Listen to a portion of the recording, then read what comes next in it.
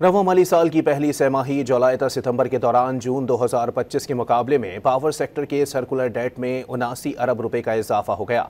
Power division की report के मुताबिक सितंबर 2025 तक बिजली शोबे का सर्कुलर डेट 1693 अरब रुपए रहा। जून 2025 तक पावर सेक्टर के सर्कुलर डेट का हजम 1614 अरब रुपए था। रिपोर्ट में सितंबर 2024 के मुकाबले में सितंबर 2025 तक बिजली शोबे के सर्कुलर डेट में 774 अरब रुपए की कमी जाहिर की गई। रवां माली साल की पहली छमाही जुलाई से सितंबर के दौरान जून 2025 के मुकाबले में पावर सेक्टर के सर्कुलर डेट में 79 अरब रुपए का इजाफा हो गया।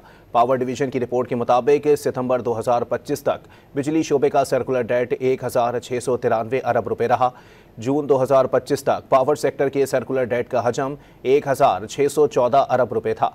रिपोर्ट में सितंबर 2024 के मुकाबले में सितंबर 2025 तक बिजली शोबे के सर्कुलर डेट में 774 अरब रुपए की कमी जाहिर की गई।